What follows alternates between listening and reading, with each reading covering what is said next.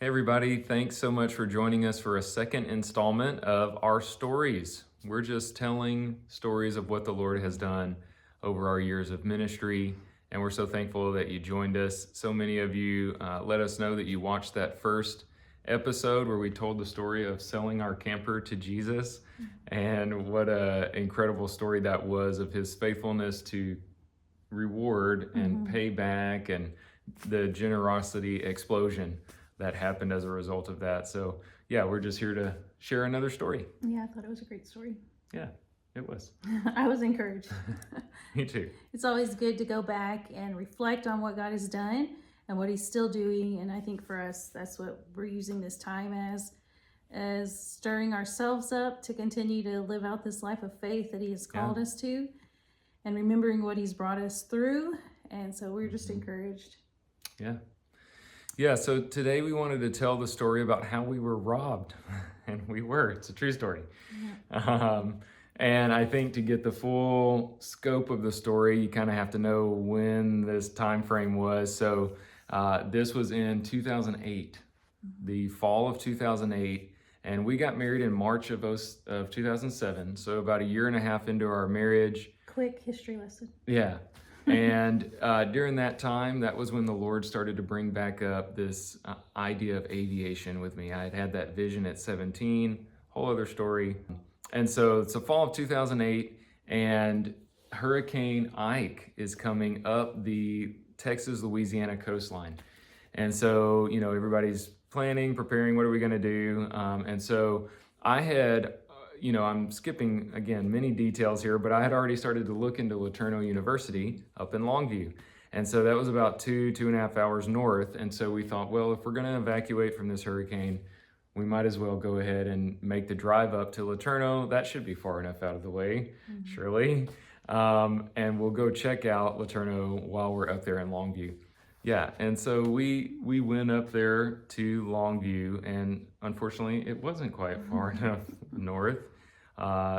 We went straight north, and the hurricane just went straight north right behind us. Yeah. I can remember making the decision to evacuate. And I think up until that point, I was extremely hesitant about LeTourneau University. We had just had Gabriel. Yeah. And we had a home and 4 acres of land, and I remember just not wanting to give all that up for Zach to go to school. And it was a 2.5 hour drive, and I remember my argument was that you could go to school during the week and come home on the weekends. Yeah. And you were like, no, Nope. I really feel like we need to do this together. And so when the hurricane was coming, he said, hey, now's a good time. We could just go and check the school out and see what you think, if this is even a possibility. And I think because the hurricane was coming, I agreed to do that. Yeah, and that was kind of sneaky. That was a good way to throw that in there. But it's true, yeah, this was going to be a huge shift for our family, and to sell our home, to move away from all of our family. Even though it was only 2 hours down the road, that was a big deal to move, especially with a newborn, and we kind of had a setup, with a home that was already purchased. And so to think about doing this was a big deal. So, but I just had that feeling that this is what the Lord wants from us. We had so many different little confirmations, some big ones too, of what the Lord wanted to do with our future. So yeah, so we went up there, and that night the hurricane followed us on up there. Our hotel lost electricity. Yeah, very scary. You could feel the building moving. It was, people were screaming. It's a big deal. So we didn't quite evacuate the storm. I guess it wouldn't have been as bad as it was at home. But so I went and visited LeTourneau the next day, and just met some of the aviation people. I don't remember if I went with you. You didn't. I just went by myself. That's how stubborn I was. Because you were there with family, and Gabe was little, and just go check it out. So I was only there a couple hours, to meet people at the main campus, and I don't think I even went out to the airport.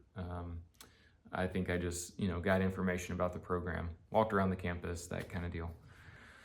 So then I think it was home. The very next, maybe this was 2 nights in a hotel. We come back the next day. Yeah, I can remember the drive home. Like, I remember the conversation. I was just like, can't you just do this? And we'll Yeah. be together on the weekends, and Mhm. there's no sense in me moving to Longview just for this. And I remember you were like, no, I really feel like God is calling our entire family I to do remember that this night, starting now. that drive.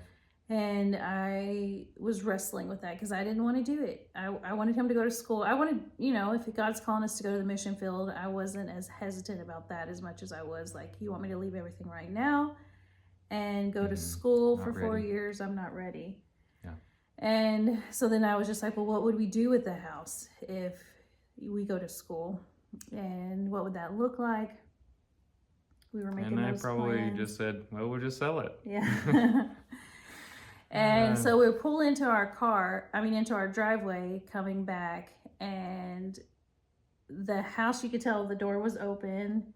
Yeah. And I was like, that's really strange. The wind must A have little blown. bit of siding blown off Yeah. and stuff like that. Yeah, there was debris. I mean, the whole way home, there was a lot of debris and stuff on the road. So we didn't really know what we were coming back to. If there was a tree on our house or if our house was completely gone. We had no idea. Yeah. And so we pull up, but the door's open. And we just thought, well, the wind blew the door open. Some crazy thing. And I think you went in the house first. Yeah. Yeah, I mean, I went in and everything was just everywhere. Like the drawers were open, papers everywhere. Cabinets were open. Stuff turned over. All the cabinets were emptied out. I just was like, tornado came through our house. How did the wind get in here and open these cabinets? Like, You were like, what happened? I remember being outside and I think I was probably getting Gabe out of the car, and I just remember hearing you say, oh my gosh, like what happened in here? Like wind, what? And when I got to the doorway, I was like, we've been robbed. And I just I just started stepping backwards out of the house because I knew right then, like you could tell. Somebody's still here, or you don't know. Yeah, you could just tell like someone had gone in and gone through all of our stuff. And we called the cops. But in that moment, as I was walking into the house and realizing we've been robbed, and I stepped back outside on the deck, and as we're waiting on the police to get there, I just kept hearing that scripture over and over in my head. Do not store up for yourself treasures on earth where moth and rust destroy and where thieves break in and steal. Yeah. For where your treasure is, there will your heart be. And I knew in that moment the Lord was using this moment to speak to me in letting go of earthly things, and to just trust him.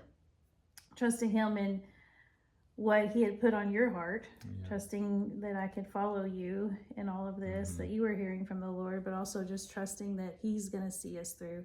Yeah. And all of this stuff could be gone in a moment. It could have been a fire. It could have been gone in the hurricane. Yeah. It's really nothing in the scheme of kingdom things. It's just things, and it doesn't get to go with us into eternity. So yeah, I think that sealed the deal for me as far as going to Laterno. I think from that moment on, I was like, what we had left, I was like, let's sell it. You're going to school, sell the house. We never spent another night in that house, actually. So it really was, it sealed the deal in a lot of ways. Yeah, I mean, it's just if you've ever had your home broken into, it's an interesting feeling. It's weird, it's a violation of your personal space and stuff, and and you're like, they know everything about me. Yeah, this is uncomfortable. So we were already thinking we might sell, so it just kind of was like, we're selling. So that was September of 2008, and then by January we jumped right into the process at Laterno of applying and looking for housing and all of those, all the odds and ends to get into university. And again, that was another one of those stories of like, we had all of these things, like how are we going to get into married student housing? There was a long waiting list.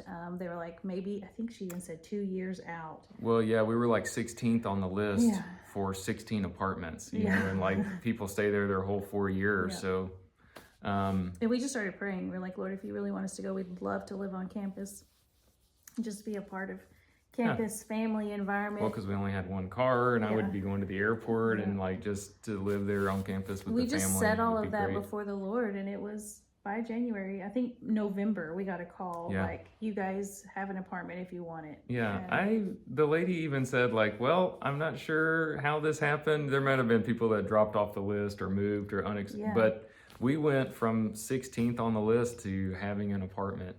And that was just such a huge miracle. I mean, many other things happened to line up, financial aid and acceptance in the school and just everything lined up perfectly. And so by January of 2009, we moved to Laterno and began school there. So yeah, and part of this podcast today is we wanted to share, like, it's very important to position yourself into being able to step into the calling that God has for you. And we're all praying and asking God to do certain things in our life. And it would be in 2014 again when we found ourselves in the same position yet again. Yeah. So you had graduated from Laterno in 2012, and then we got a job. Zach had accumulated all of this student loans from flying. yeah. And Private we were Christian looking school. at, okay, we still feel called to go into missions, but I don't know, so far into debt Yeah. that it's going to be 10 years if we can pay this off with nothing else on as our focus. We're just going to pay off student loans for 10 years and then go to the mission field. And we talked several times about we need to start a business. We need to do something that will help us get to the mission field faster. So from 2012 to 2014 was, I would classify as kind of like misery years. Yes. As like Yes. Jonah sitting up, like, Yes. I don't.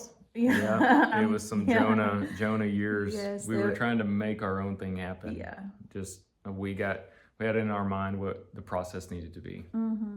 Yeah. And I can just remember somewhere, I don't remember exactly when it happened, but somewhere in 2014, you just came home from work and you said, I know I'm running from what God has me do.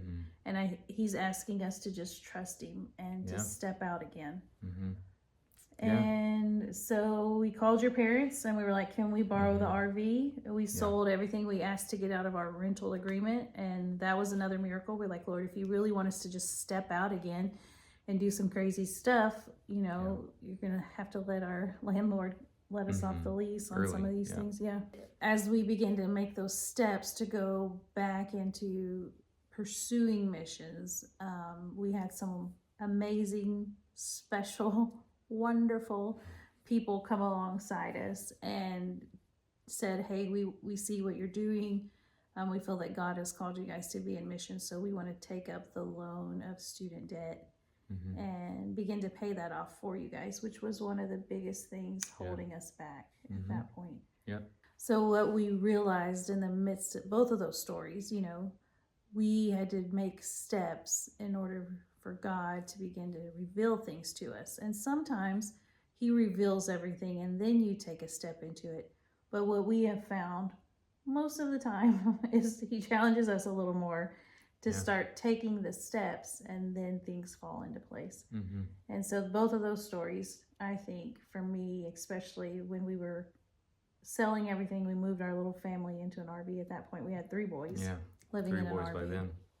This was not the RV given to us. This was just his parents' RV that we borrowed. Different than the last story. Yeah. And different camper. Yes, different camper. But through that, we positioned ourselves, and I want that to be the encouragement today, is like, if God is asking you to do something and you're like, this doesn't make any sense, I have all of this that I need to do before I step into that, and like you're trying to figure things out on your own, or you're trying to create a business plan on your own, and God's asking you to just lay it before him and trust him and do what he's asking you to do. And we knew God was asking us to get out of the rental home, that he was asking us to get rid of all of our bills, to just take some big steps of faith. And we did that. And then we saw him come through and provide a way for us. Yeah, nothing about our journey has been normal. You know, I would say it's been very abnormal. Even some phone calls today, just different. It's not by the book, even by the missionary book. You know, like when we were at Laterno, I thought, I'm going to do this, this, and this. This is what missionary pilots do. We read all the stories. Read all the stories, but no, it's like the Lord had all kinds of different unique things for us, and he's got unique things for you too, and for all of us. You know, he knows the plans that he has for us. and they're unique and special for each one of us. And so that's why it takes that seeking Him and finding that unique blueprint, that unique game plan that He has for you. Yeah, so be brave, courageous today. He didn't bring you this far to leave you, and take that step of faith just to go out and to be radical, Yeah. to be unusual. He has a unique story for you. If you're following a unique Yeah. plan, then to everybody else you'll look a little foolish or crazy, but if it's God's plan for you, it is right on track. Yeah. Yep. So, Lord, thank you for everyone Yes. listening, Bless that they our would friends, step Lord. out today in faith into the supernatural, into whatever it is you're calling them to do, Lord, with Yes. boldness, with tenacity, knowing that you're going to come through even when things look bleak, like we're moving into an RV, we're getting rid of our home, we're selling everything We've we been have. robbed. We've been robbed. Yeah. And you're using all of that Yes. for your glory, for your benefit, and so that their story in the long run can be about your faithfulness and how good you are. So be blessed today. Yeah. Amen. Thanks.